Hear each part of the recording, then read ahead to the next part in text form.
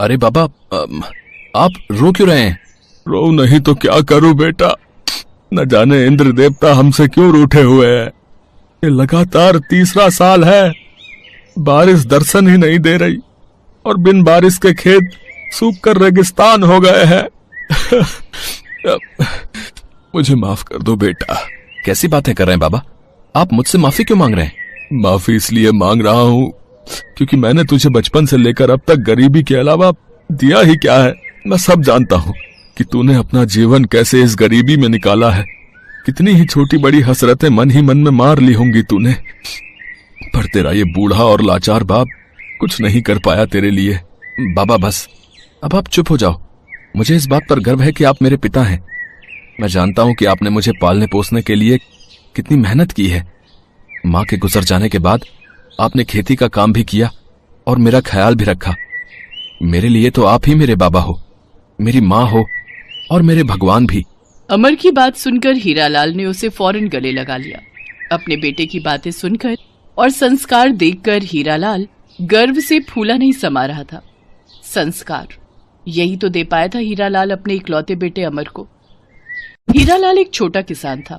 वो हर बार उधार लेकर खेती करता और फसल बिकने पर उस उधार को चुकाता।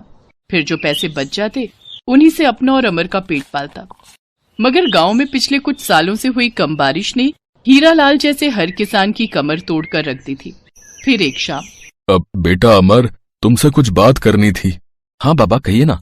अब मेरी बात मान तो तू छोड़ ये खेती बाड़ी का चक्कर, इसमें कुछ नहीं रखा है। मैंने अपनी हड्डियां गला दी इसी खेती बाड़ी में, कोई फायदा नहीं है। बाबा, खेती छोड़कर मैं और क्या करूंगा? तेरा पूरा बचपन मेरे साथ गरीबी में गुजरा। अब मैं नहीं चाहता कि तेरी जवानी भी गरीबी के इस अंधेरे में गुजरे। तो तू ऐसा कर कि तू शहर चला जा, वहां कोई काम धंधा ढूंढ और अपनी जिंदगी सवार ले बेटा। वो तो ठीक है बाबा, पर मैं वहां करूंगा क्या? और जब जाना ही है तो आप भी चलो ना मेरे साथ। नहीं बेटा, मेरा यहीं रहना ठीक होगा। तू वहां अपना काम धंधा देखेगा कि मेरी सेवा करेगा, इसलिए तुझे अकेले ही जाना होगा। ठीक है बाबा, अगर आप यही चाहते हैं तो मैं शहर जाऊंगा, लेकिन मैं आपसे वादा करता हूं बाबा कि आपका बुढ़ापा गरीबी में नहीं गुजरने दूंगा मैं। अगली सुबह हीरालाल ने अपनी पत्नी सुदर्शना के जेवर गांव के सुनार के पास ले जाकर बेच दिए और उससे मिले पैसे उसने अपने बेटे अमर को दे दिए ताकि वो शहर में अपना कोई काम धंधा कर सके। अगले ही दिन पैसे लेकर अमर शहर के लिए रवाना हो गया। उसे बहुत तेज भूख लगी थी। अमर को अंडे बहुत पसंद थे। अमर ने देखा कि सामने एक ठेले पर एक आदमी उबले हुए अंडे बेच रहा था और फिर, भैया 2 उबले अंडे कितने के दोगे? 14 रुपए का भैया। अरे बाप रे, इतने महंगे? भैया ऐसा है, खाना है तो खाओ वरना निकलो यहाँ से, मेरा टाइम खराब मत करो, चलो। बेचारा अमर दोनों अंडे खाकर वहीं बस अड्डे पर लेट गया और उसे नींद आ गई। अगले दिन अमर एक बस्ती में गया जहां उसने एक सस्ता सा कमरा किराए पर ले लिया। वहीं उसकी दोस्ती सचिन से हो गई, जो उसके बगल वाले कमरे में ही रहता था और पास ही की एक फैक्ट्री में काम करता था। नमस्ते भैया। नमस्ते भाई। भैया, आप क्या काम से लौट रहे हैं? हाँ भाई, मैं एक फैक्ट्री में काम करता हूँ, वहीं से आ रहा हूँ। भैया, क्या वहां पर मुझे भी काम मिल जाएगा क्या? हाँ, क्यों नहीं, तुम कल चलना मेरे साथ। मैं मैनेजर साहब से बात करूंगा, क्या पता काम बन ही जाए। अगले ही दिन सुबह सुबह अमर सचिन के साथ उसकी फैक्ट्री में पहुंच गया, लेकिन वहां उसका काम नहीं बना क्योंकि फैक्ट्री में फिलहाल किसी भी तरह की कोई जगह खाली नहीं थी। एक तो काम नहीं मिल रहा और ऊपर से बहुत तेज भूख लगाई है। हाँ यार, ये तो सही बात कही तुमने। भूख तो मुझे भी लगी है। फिलहाल कुछ खास है भी नहीं बनाने को, बस 2-4 अंडे पड़े हैं और थोड़ा सा आटा।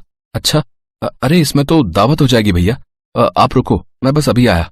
अमर झट से बाजार गया और थोड़ा सा धनिया, प्याज, तेल और कुछ मसाले खरीद लाया। फिर उसने बड़े मन से अंडा पराठे बनाए। पराठे का पहला निवाला खाते ही सचिन की आंखें बंद हो गई। फिर निवाला पूरा खाते ही उसने अमर के हाथों को चूम लिया और फिर खाने लगा।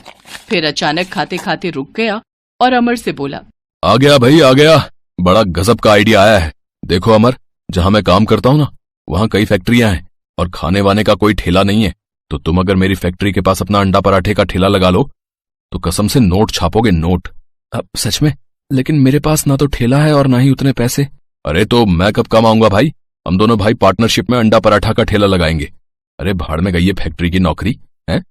तुम ऐसे ही बढ़िया अंडे पराठे बनाना और मैं सामान और पैसों का हिसाब देख लूंगा।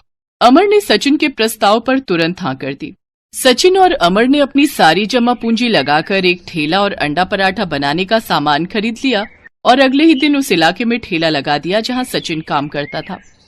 देखते ही देखते बहुत से मजदूर और राहगीर ठेले पर आकर अंडा पराठा खाने लगे। अमर के हाथों में वाकई जादू था। कुछ ही दिनों में सचिन और अमर अच्छे पैसे कमाने लगे। उन दोनों की मेहनत रंग लाई और 2 सालों के अंदर ही दोनों ने शहर के मेन बस अड्डे के ठीक सामने एक बड़ी सी दुकान खरीद ली। मुबारक हो भाई, अब तो अपनी दुकान हो गई। हाँ भैया, मुझे तो यकीन ही नहीं हो रहा। आपको भी मुबारक हो भाई। काम बढ़ता चला गया और फिर एक दिन अमर और सचिन ने एक अच्छी सोसाइटी में अपने लिए अलग अलग फ्लैट भी खरीद लिए। कहाँ जा रहा है भाई? उसे लाने जिसने मुझे पालने पोसने में कभी आराम नहीं किया, मेरे बाबा। इतना कहकर अमर अपने गांव के लिए निकल गया, अपना वो वादा पूरा करने जो गांव से निकलते हुए उसने अपने बाबा से किया था।